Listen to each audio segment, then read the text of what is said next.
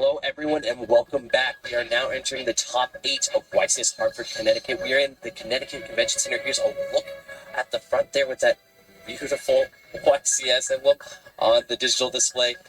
Excited to be here. We have had quite a few rounds of exciting gameplay. A lot of lightning fast games too, right? A lot of big blowouts, but a lot of fun play. What's your favorite moment been so far? Ooh, that's an interesting question. Yeah, there's been so many blowouts as you mentioned earlier, but I kind of just really enjoyed seeing some of the back and forth between decks that you haven't really expected to see, such as Dragon Link. I think just seeing the amount of unexpected decks, that was my favorite thing so far. I could definitely agree with that. So here is a look at our convention hall right now.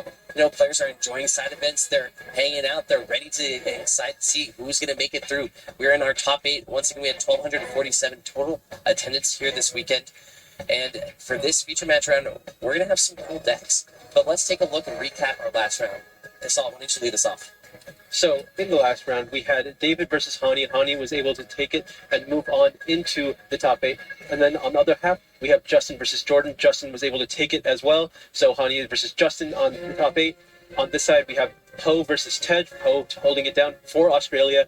Dominic versus Braedon as well. Braedon will end up winning on that end, so it's Poe versus Braedon. And then on the other side, we have Isaiah versus James. James holding it down for Canada. And then Kyle versus Panagiotis. Panagiotis again from Australia and still holding it down for Australia. So 2 Australians in top 8. That's right. And just rounding that off, we have Pascal against Noah. Pascal made it through. And then last but not least, Andrew versus James. That was the last feature match we watched. Andrew took it 2-0 with his Sword Soul Tenyi deck to move it on into the top 8. So yeah, interesting that we have 2 Australian duels still left in the tournament. In fact, we're going to have one of them in the feature match table this round.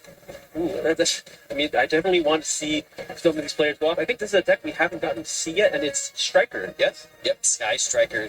We'll go ahead and check out exactly why 2 of these duels have had success so far here at the feature match table. This is the top 8 of YCS Hartford, Connecticut. But yeah, not only is it interesting to see Sky Striker, but 2 of the same duels is super interesting. Let's lead off with our duels for this round, though. This is Braedon from Detroit, Michigan. Fair card, Trickstar, Candiana. And here we have our Australian contender. This is Poe from Sydney. His favorite card is Sky Striker Ace Ray. Makes sense. If you're going to be a Striker duelist, your favorite card will likely be that Ray.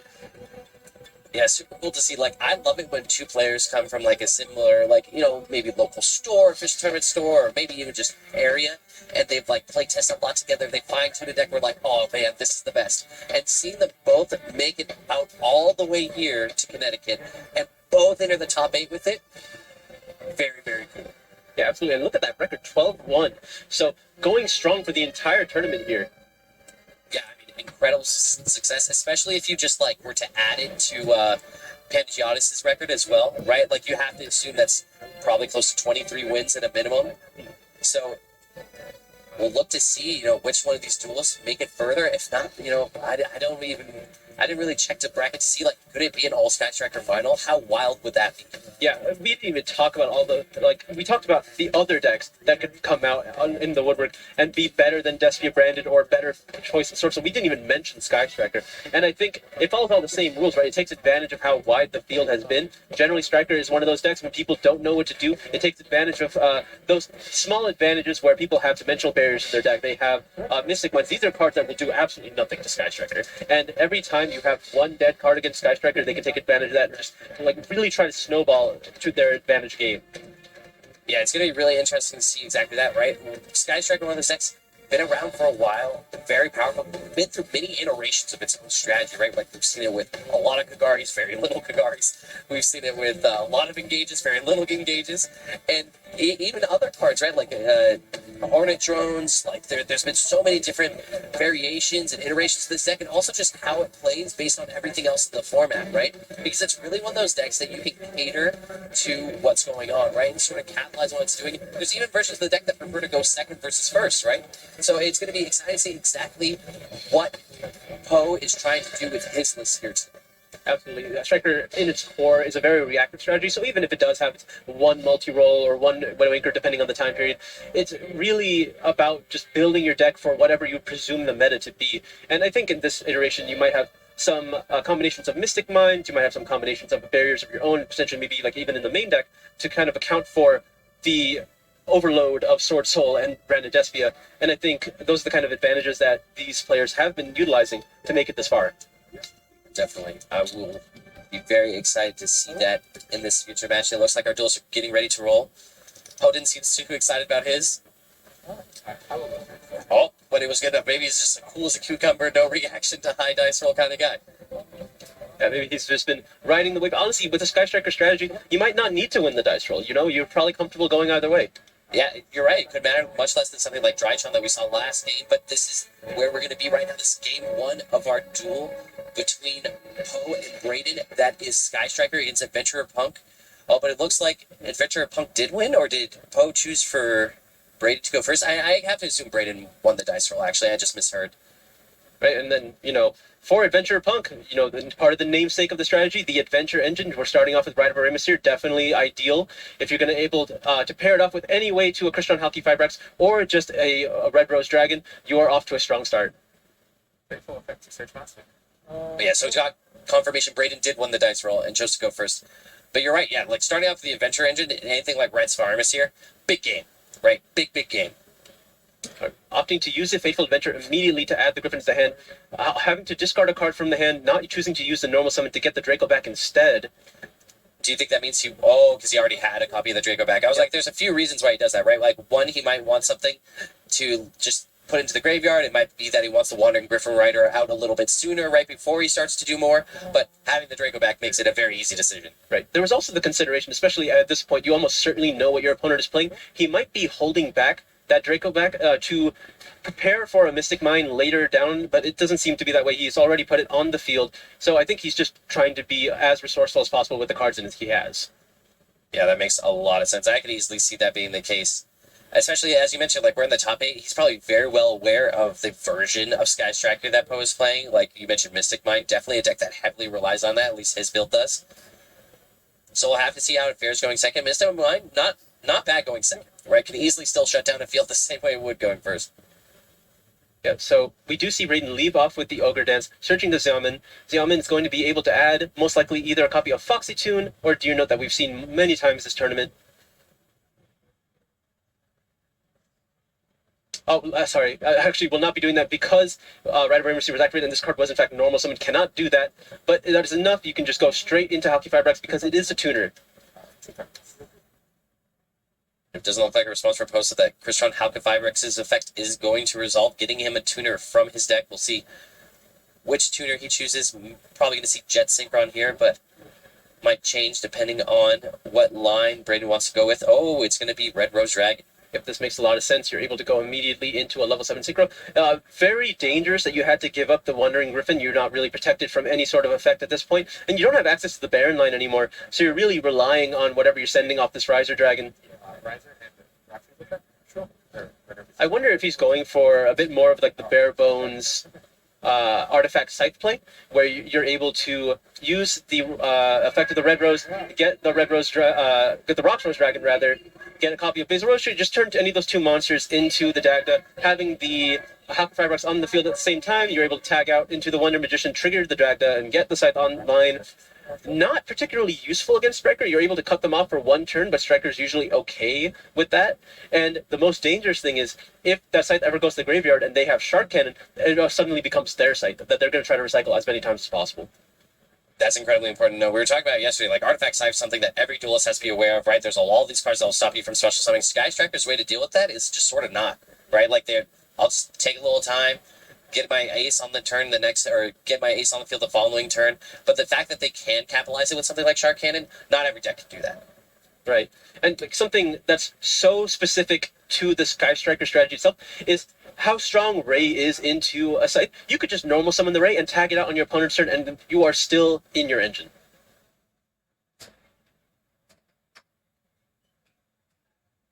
But it looks like there was actually a Foxy Tune here, so able to summon one of the P.U.N.K monsters, being able to make a Chaos Ruler. One and Deer Notes. Targets Ogre, please. Like 2. Okay. Do you know its effect when Synchro summoned with? I believe it's going to be able to summon back a P.U.N.K monster. Chaos Ruler, going to look at those top 5 cards, excavating. We do hit a light, and 4 spells, or like, well, Drone Lockbird and 3 other spells. Not going to get any additional value from that, but we do get a new card in our hand, so that's pretty good already. Going to try to just accumulate resources here. He wants to try to find some actual negations, though, if he knows that Mystic Mine is a potential threat. So the Shooting Riser did send a copy of a Fairy Tale Snow, yes? Yes, it did in fact. So that makes it a level 3 monster, able to sync with the level 8 for Psychic.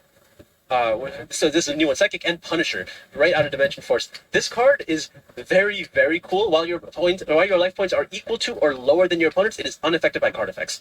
And what's your turn? You can, I believe, in the battle phase, it gains life equal to the difference, or not gains life, gains attack points equal to the difference in life. And once per turn on your turn, you are able to banish 1 card from either player's field. So overall, fantastic card. Very sticky and annoying to deal with as long as you have as long as you have less or equal opponents' life points. Yeah, it seems like that, especially against something like Sky Striker, right? Being unaffected by card effects. And so it looks like Poe's going to start with Mystic Mine and then Reinforcement of the Army to find Sky Striker, Ace, Ray from his deck. He's going to go ahead and normal summon that Ray. Right, so this is a very interesting use of Mystic Mine, not necessarily trying to win the game with it, but turning off all of your opponent's effects so you're able to get all of your effects through. The Sky Striker being very good about doing things with just a single ace, right? So he's going to go ahead and link into Hayate and use Hayate to attack directly and then activate its effect to kick down a Sky Striker card into the graveyard. That's going to be Sky Striker Mobilize to Engage, which, having access to that, we're likely going to see a Kagari next, right, to recur it. I wonder if he's going to try to just access a multi-roll right now and immediately get rid of his striker monster and just have the multi-roll to try to recur the advantage through the turns. It looks like he's going to go ahead and grab the Widow Anchor instead there, but he could already have that multi-roll, we don't know, but that would be an interesting line to take. We'll see. It looks like he's going to link off one more time. Is this going to be Shizuku? Yep, indeed it is. I wonder if Braedon has a way to consolidate if the Shizuku stays on the field in a meaningful way to contest the Mystic Mine.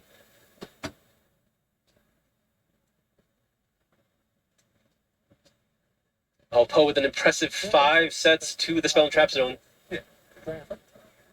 Devin during the end phase is going to be able to grab a Sky Striker spell from his deck that does not exist in his graveyard. Currently, the only one in the graveyard would be that copy of Engage. So anything else in Engage, I believe, is at 1. So not going to be a problem there. It looks like he's going to go grab the Hornet drones from his deck. Yep, better safe than sorry. Always have a way to get back into your extra deck.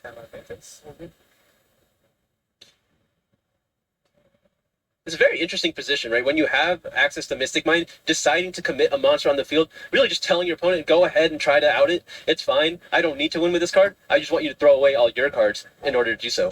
What's also interesting about it is if you are able to consolidate into one monster and you have an answer for that, right? That's a huge trade. Huge trade. Yeah, like likely in the situation, you would go into something along the lines of access code, and there's a Widow Anchor there, so you can immediately chain to it. Yeah. It looks like play pass back to Poe. He's going to link away the Shizuku back into another Hayate, make another direct attack, and use its effect to send down a Sky Striker spell.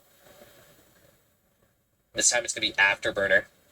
Just throwing it in the graveyard for later use, and obviously... Also gets 3 spells down, right? So maybe turning off the bonus effect of some of these Sky Striker spells, we'll see. But... Yep, the first one's going to be Shark Cannon, so now that not only can banish a card from the opponent's graveyard, but it can also special summon a monster.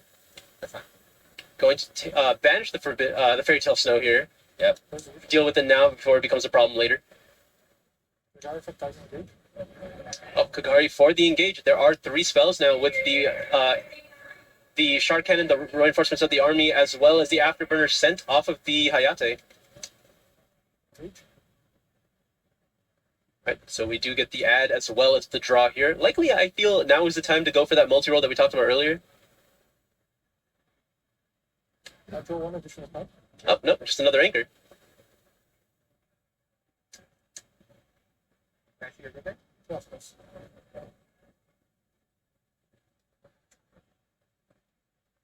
Wait. Oh.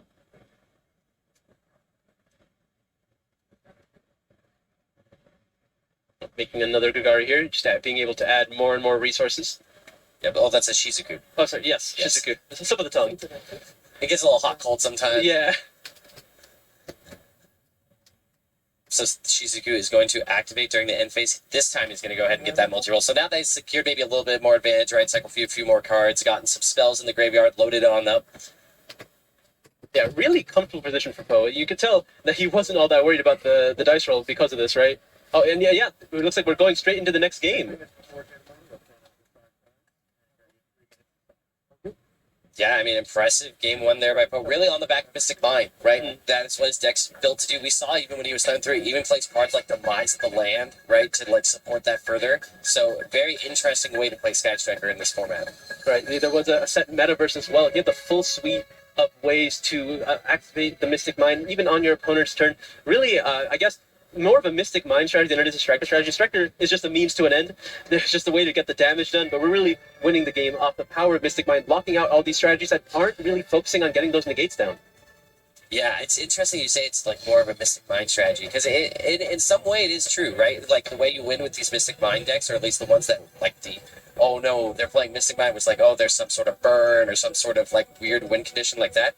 This still feels to me very much like a Sky Striker deck, right? Like it's hard for me not to say that when it looks like over half of the deck is still Sky Striker cards, but I think this deck takes much more advantage of Mystic Mind than we've seen maybe previous, right? Like, it doesn't feel like they're just slashing a couple copies to access off of a terraforming or something like that, right? They're really, like, building it into what makes Sky Striker good. And for me, it's really leaning into Hayate, right? Like, Hayate's ability to just get through Mystic Mind seems very powerful.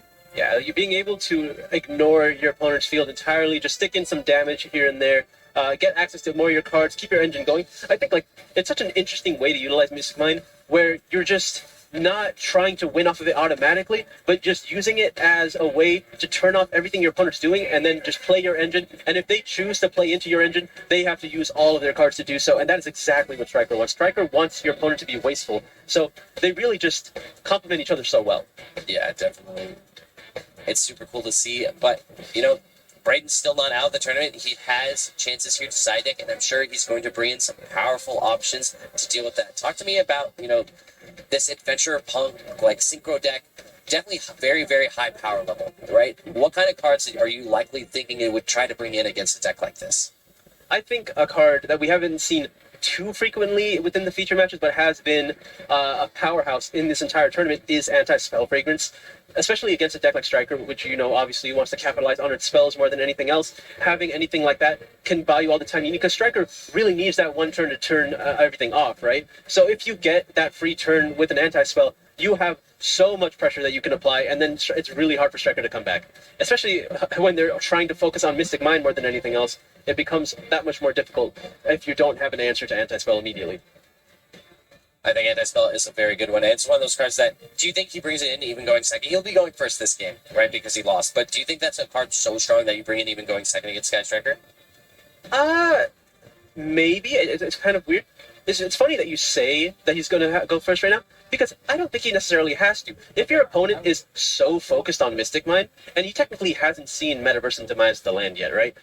Do you just say, okay, you can go first, Striker can't possibly threaten me, and then you just try to OTK instead of having to deal with Mystic Mind onto your field? I think that's a fair assessment. I think that's a fair judgment call to make, and I think it really just depends how he chooses side deck and what he feels like he has the best matchup for, right? Because I think if the deck can like pop off and then have an anti-spell up, that seems pretty strong. We heard that Braedon's actually choosing to go first, so that's what he's chosen to. But I think your note is incredibly important, right? Like, Mystic Mind, when it does going first versus going second, are two very different things, especially if you can put your opponent thinking that you might do something else. And hopefully we'll see what his game plan is in the second game here. He's going to start off with Water Enchantress of the Temple. He's going to banish it using its effect to find Rites of Armis here, so this is going to get him into that adventure engine. We assume he's going to smack down next, and yep. Oh, not quite. So he has the Faithful Adventure first, but he's going to go ahead and be able to get the token off of the Rites of Armis here, and then trigger the Faithful Adventure to find Dracoback the Rideable Dragon.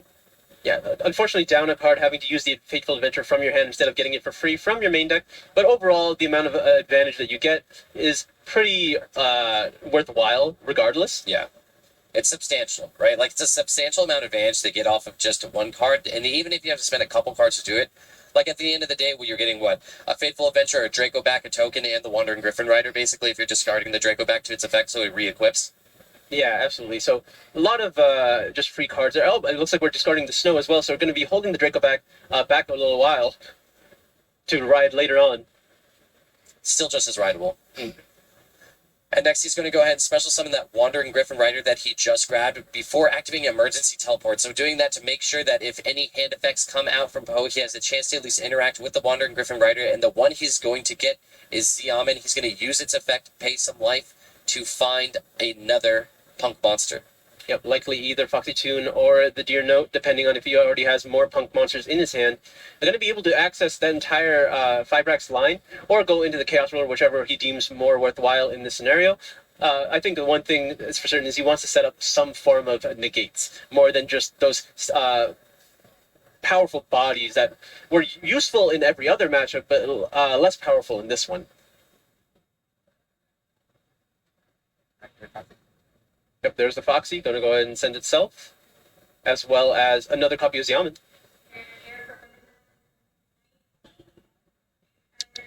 I believe this likely will get a copy of Deer Note here in case he wants to go for the level 8 play. Yep, there it is.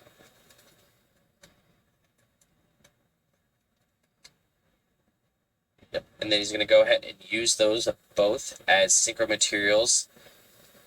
We'll see what he chooses. Gotta assume it might be a Chaos Ruler, and indeed it is. Yep, going to go for the Chaos Ruler here.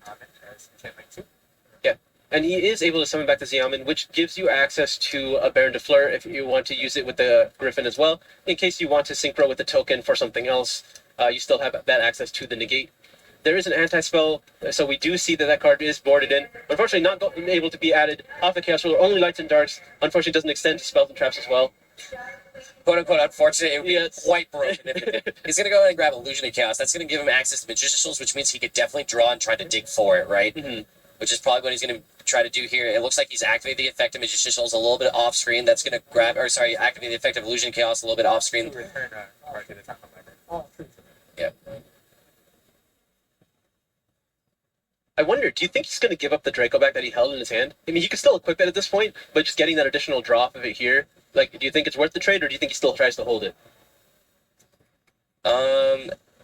That's interesting. Yeah. I feel like against Sky Striker, I would get rid of it. But sorry, continue. With one anti-spell already seen going into the grave, it's not necessarily as likely to draw it, but just the supreme value of seeing one. Well, Supreme value. What about the Primal Being? well, normally not that big of a deal when you have a Wandering Griffin Rider, but when it's met with an infinite impermanence, that is quite the combo. Now, you know, for a Mystic Mind strategy, you usually don't see these interactions in the hand coming through, and then I guess that's kind of part of Poe's strategy, to catch them by surprise in any way possible. Yeah, and I think that's really fair, right? Like, your opponent sees all of this heavy Mystic Mind game one, right? So game two, are you just signing all of that out for other engine pieces? That seems pretty cool. Yeah, or just any card that doesn't really find as much value. Maybe removing things like Demise Land and Metaverse when you know you're going second, and they're going to be less useful. That's true, yeah. I mean, we don't even know that either of these cards aren't technically main decked, right? Like, maybe this is just part of his full 40 or 41 cards that really exist, or maybe one came out of the side. But regardless, definitely interesting to see. So Nabir's going to come down. That token's going to be massive. Mm-hmm. Not going to be able to extend any further. He did have access to the Chaotic Ruler if he wanted to. Going to be putting Poe on the play, trying to remove the token on his own. Not going to be able to activate any Striker spells and traps as long as the Nibiru is on the field. Yeah, let's see Poe's hand. It looks like he has a couple trap cards. Are those 2 copies of Infinite Impermanence, maybe? And then a couple spells alongside of it. Can he even deal with... This is going to be interesting. Oh, so you know what might be a really interesting strategy here? Stick with the token and just never let it go, because it cannot be interacted with Widow Anchor. Yeah, because it's not an effect monster, right? Because you can't negate its effect, so then you can't take it or anything like that. Yeah, being unable to clear the token, tough. That's really tough. Poe's hand was just, good enough to get through that initial like board, but the fact that he just has a bunch of other reactive cards that aren't going to be able to proactively deal with the token or get his main engine online, tough beats. Especially because he's now, like, the reason that you probably noted that the Nibiru is probably on the side deck, right? Sort of a nombo with a lot of the Sky Striker cards. You have to have your main monster zone clear, so it's not really a card you see in the main deck. Infinite Impermanence, maybe something that he includes. I mean, with the addition of Sky Striker Zeke, it's a little bit more applicable to have Nibiru on the field, as long as you do have a way to a Ray or a Rose to be able to link someone into the Link 2 Striker monster and then go back into your Link 1s. There is the Draco back that we did see in the hand that was kept. Oh, going actually after the Nibiru here, trying to find a lot of damage right now.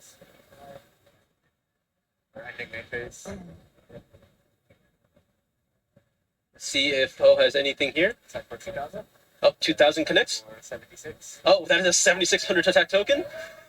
Oh, sometimes the Nibiru token does get there. I did not expect that to connect after 4 sets, but I guess the Striker spells perhaps don't have a way to interact with the normal monster.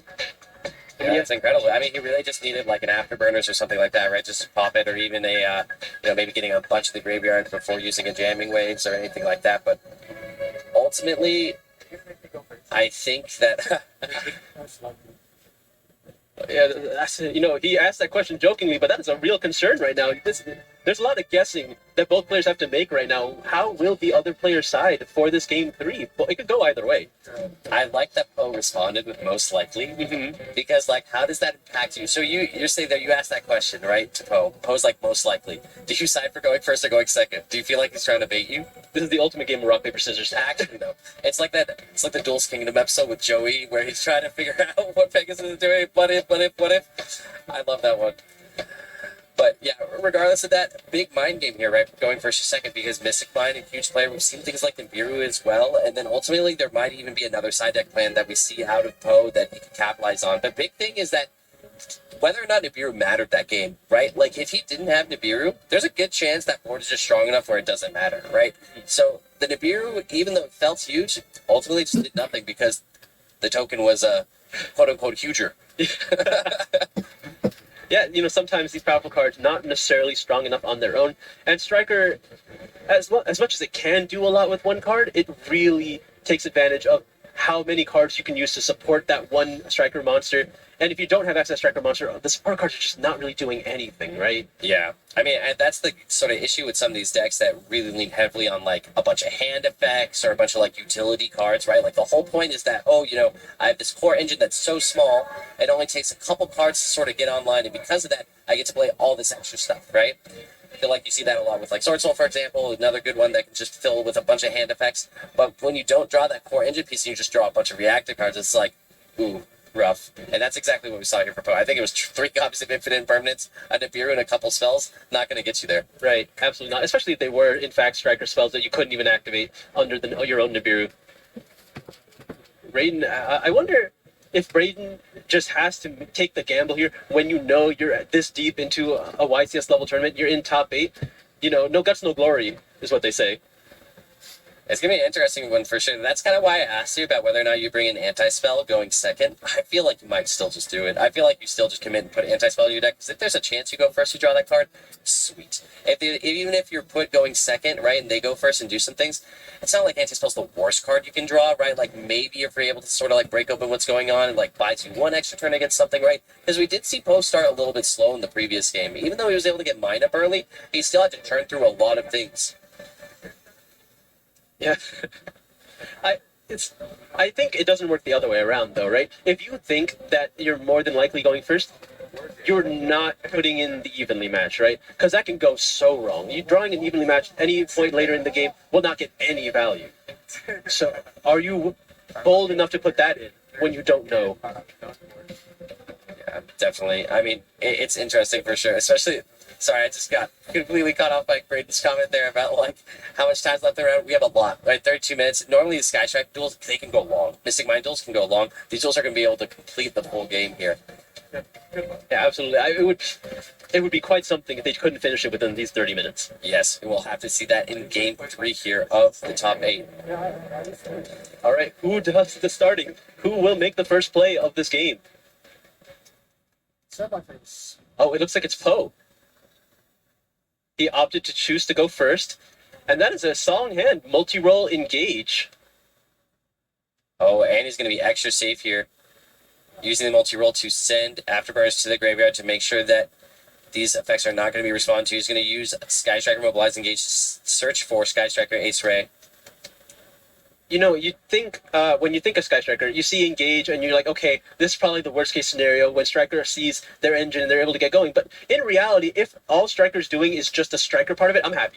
Like, I'm not too worried if it's all Striker cards. Like, none of these engagers drew a card. It's fine. If he has a couple anchors, I think I'll live.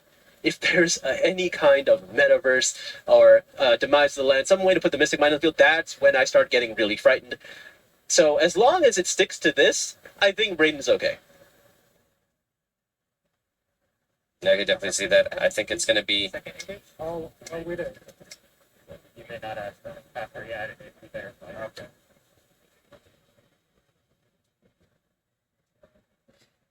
Alrighty, it looks like he's going to go ahead and set 3 cards to the back row. Has a couple counters on this multi-roll. Shizuku is going to trigger as well. So let's see what he grabs off the Shizuku first. It's going to be Hornet Drones. Oh, yes. Surprising that he didn't go for a copy of Widowmaker just to get an additional set here, but maybe he already just has enough of them and he doesn't feel the need to go for another one. Yeah, also didn't choose to use the multi-roll, right? Like to set back anything. I think he wants to just keep the zone open, maybe, to have potentially set back some of the ones he's going to use on this following turn. Doesn't really want to banish the engager. They're like engage afterburners, typically one-ofs, right? If you set them off the multi-roll, they will get banished after they're removed from the field. So you don't want to necessarily burn through those. Maybe you just want to get back those with Kagari types effects. I think that's really important to note, right? Also that he's probably trying to fill his graveyard with spells, right? So even setting something like Afterburner, which feels like, oh, you know, maybe a free pop later, it does get rid of that one extra spell in the graveyard that could matter if he's trying to recycle that engage and get an extra draw or turn anything else on. He's going to start things off with Fateful Adventure. So Braedon's going to activate the spell card, use its effect to grab the Water Enchantress of the Temple. Right? And then just discard it immediately to resolve the Fateful Adventure properly. I'm going to be able to add a Rite of Aramis here off of this. So this is the second game that we've seen him open the Fateful Adventure. Not ideal, but it's still, that's 3 games in a row where you do have access to Rite of Aramis here. I can't complain too much. Yeah, definitely not. I think this is also one of the first times I've seen someone search for Water Enchantress of the Temple and choose to discard it, rather than grab anything else. So it's an interesting one. It looks like, ooh, it's because he already has the Wandering Griffin Rider, and that makes sense. So he's going to activate the Rites of Armors here. In response, he's going to go ahead and use the Wandering Griffin Rider. Faithful is going to trigger as well. That's going to give him the Draco back, the Rideable Dragon, to his hand. This is a pretty strong position, already having the Griffin Rider. Assuming there isn't a Widow Anchor set, then he's kind of covered in any of those awkward metaverse situations. He just has to be really careful as to when he uses that Griffin Rider. He doesn't want to use it until he needs to.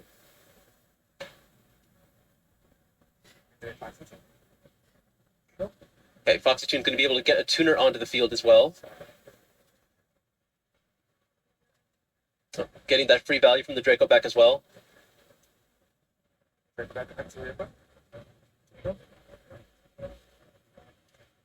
So, if you're in this position, are you going to start going after any random sets, or are you trying to hold it?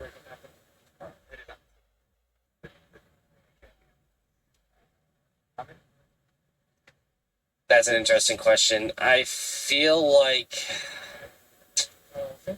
the upside to using it now, right? You try to force out things possibly, right? Whereas holding it, like maybe you can get something for it after. I feel like in this situation, you're maybe supposed to try to force something out to try to find the opening, but holding it makes sense too. Do you think holding it's better?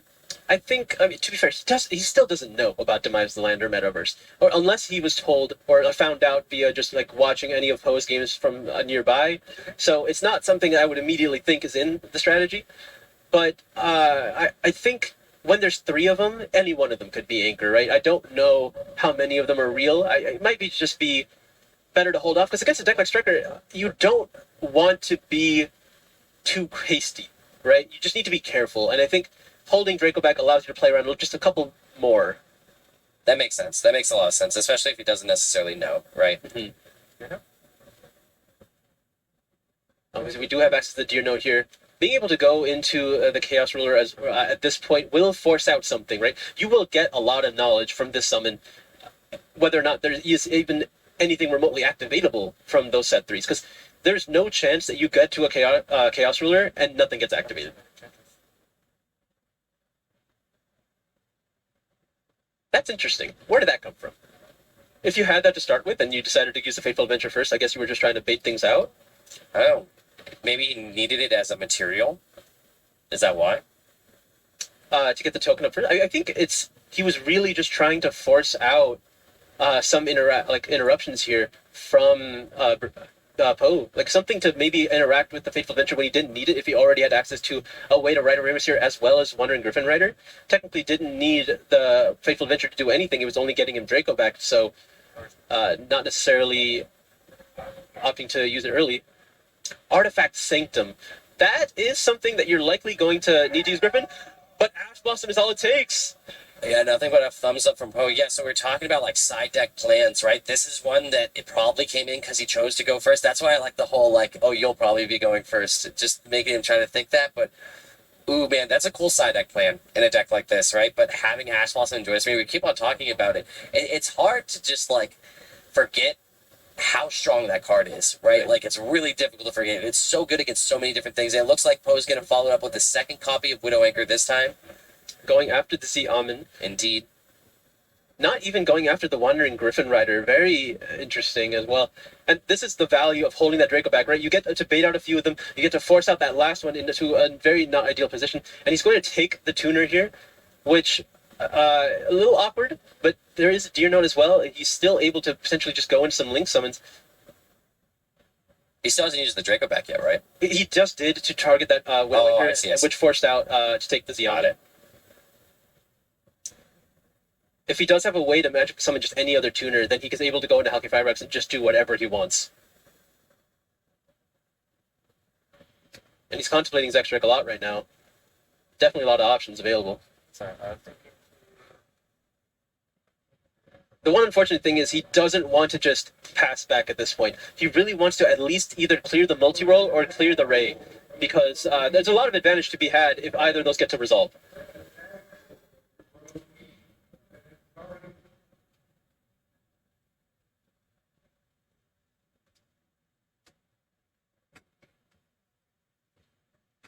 Really contemplating his choices here. Yeah, I mean, season opening, right? Like, season opening is making sure that he can take as much advantage of it as possible. Looks like it's a tribute summon for Deer Note. Going to be able to use the token as well as the Deer Note for... What do those make? Oh, Deer Note's effects? that's Asa the Earth Charmer? And then when Deer Note is sent to the graveyard, he's going to be able to summon back.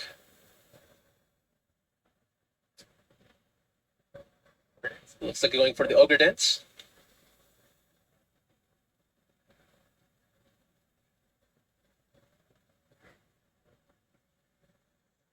Going to be able to link those away, maybe into Dark the Dark Charmer, be able to take the Ray. Oh, sorry.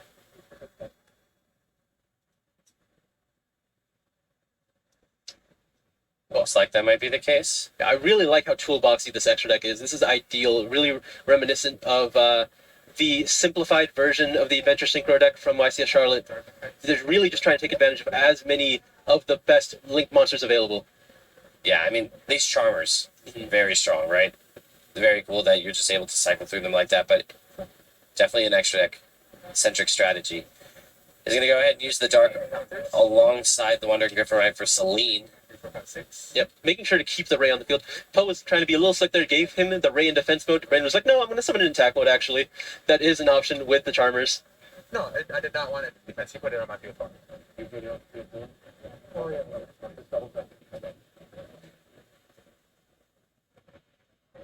Going to be able to target that Water Enchantress. It is a spellcaster in the graveyard. They're gone. And yep, there's a lot of counters on it, but they're not going to stay on for very long.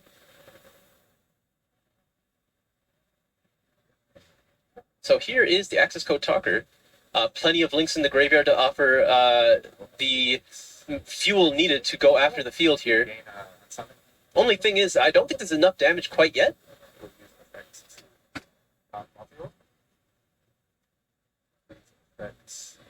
There's an Earth.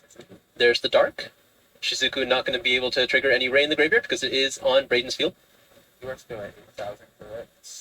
Right, so he still has the light in Celine. Okay. Goes into Texas Yamen. And then 53 direct, so 62 altogether. Right. You at 18. Keeping it simple, just doing as much damage as possible, keeping the Ray on the field, hoping Poe has no real cards here. Mystic Mine off the top could be very, very potent. Well, we know he has Hornet drones, right? Wasn't that the last card he searched? That is correct. Yeah, Shizuku did give him access to Hornet drones.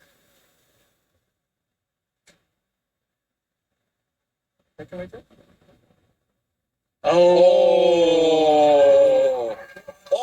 Oh, there's the card drawn was Ray.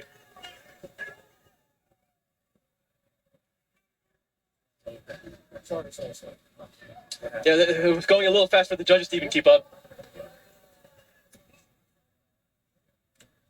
So he uses token collector. Yep, the judges clarifying the position for everyone here. Token Collector was activated, token onto the summon of the Hornet drones, removing the Hornet drones from the field. Ray is then normal summon, going to be able to link summon Strike Striker Ace Kagari. Big game now, especially with, I think Braedon's out of cards, right? Does it look like he has any cards in hand? No, he doesn't have a whole lot going for him. Yeah, this is going to be a full power engage as well. Yeah, this engage is going to draw a card. And I think likely he's going to go after that access code talker, making it back to 2300, or just getting the Ray back. A lot of options, but oh, this is a cool spot to be in, right? If there's anything you could do, it might. Do you think it comes down to this draw off of the engage? Like, how much do you think that matters? Well, seeing as how there's afterburners in the graveyard, likely a Widowmaker can only do so much. Braedon is at like a full, he's a very high quality of health right now. I don't know if he necessarily needs it to do anything, but I think if it's an immediately powerful card, it will make it extremely difficult for Braedon to ever come back. Yeah, especially because he was able to find a second copy of Afterburners, right? Right. So he doesn't just play a single copy. He's going to get that draw.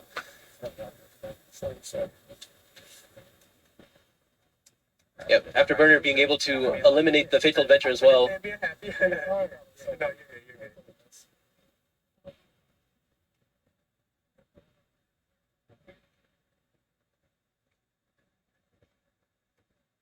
Going after the access code talker. Yep, and getting the bonus to destroy the Faithful Adventurer as well. Solid position to be in. He's going to go ahead and link away the Kagari this time for, he's going to choose Hayate. It looks like he will. Right, just going to add even more fuel to the flame here. Yeah, good thing there was 30 some odd minutes on the clock. There's still 18 left, so like this is the kind of game where that matters, right? Especially with Poe being that low. Yep, it looks like he is going to crash with the Ray, going to be able to trigger the Ray in the graveyard. Maybe sending a copy of Rose if he doesn't want to send a copy of a spell. Yeah, I think it makes some amount of sense to send Rose here, at least give himself access, and looks like he thinks it's the same. Ooh, and it's a beautiful Starlight Rare one as well. So Ray's effect is going to activate in the graveyard. He's going to use its effect still all during the battle phase. Incredibly powerful quick effect there. Shizuku is going to be special summoned and attack into Token Collector. Yeah, there are plenty of spells in the graveyard, so Shizuku's effect to make the opponent's monsters lose attack and defense equal to the amount of spells in your graveyard. Allows him to get over the Token Collector, putting Braedon on 0 cards. What a huge swing in one turn. Yeah, incredibly so. There is a copy of Water Enchantress in the graveyard, so he is able to potentially just get one body from the Rights Pharmacer. Mm-hmm. So honestly, still getting a tuner could be very strong here. Was able to find a Shark Cannon. Still no copy in the graveyard. He's going to use it still during the phase. Yep, get rid of that Enchantress. This really limits the amount of options that Braedon has. Short of an emergency teleport, I don't know what he could really draw. But the one thing is he does still have time. Yes. Striker not applying too much pressure immediately. Yes, especially seeing that he's side decked into the Sanctum engine, right, which is usually sort of like a one and done thing. There is a chance that he draws some of these cards that are dead still, right? So it's not like every draw Poe has is going to be incredible here, but he's definitely in the driver's seat, right? Or the pilot seat, if you will. We get access to another engagement. This might be his third Kagari at this point, so not going to have a lot of fuel left after this turn. Let's see how powerful this last engage can be. Multi-roll is already gone as well, so we're forgoing that. We're just going to get a lone copy of Widow Anchor here. Very powerful in these really simplified game states. Yeah, incredibly so. The fact that he gets to just recur every turn is really what's going to pull him ahead. He went from having basically top deck to almost no cards to a full grip. Mm-hmm. And then you're going to get hooking some damage right now. 15 with the Ray. The Kagari is a lot beefier than you'd think with that many spells in the graveyard. 2,300. There looks like there's 8 spells in the grave. 36? Yep. There's an Area 0, potentially getting another free card if he gets to find a striker card off of hitting this Ray. Sanctum, Prosperity, and another Sanctum. So not this time. But didn't really want any of those, I feel like. Yeah. Right? Like, the Sanctums are dead, and the Prosperity, at this point, I feel like you want almost every extra deck monster you have because you're in this sort of, like, grind state game. But he's going to go ahead and link both away his monsters for Sky Striker Ace Zeke.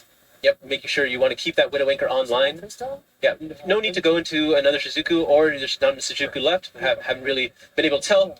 Have been going through a lot of the Link monsters this turn, or this game rather. Yeah, there's a good chance that the majority of his Sky Striker spells are also in the graveyard to where it doesn't really make sense to. Mm-hmm. Alright, Braedon contemplating his cards here. Alright, it's just a set, one and a pass. Summer Nightface? Effective Zeke. Yeah. Effect. Oh, Zeke being able to send the Area 0. Gets to summon a Rose. Effect for 2,500. Oh yeah, he's going to send it to gain 1,000, and then that is enough. Poe is going to move on into top 4. Incredible game. That was one of the best games I've seen so far today. That was super cool to watch. Yeah, it's really interesting how powerful a single copy of Sky Striker Ace Ray can be. Mystic Mind had nothing to do with that game. No, not at all. I mean, it was a lot of back and forth between dope players.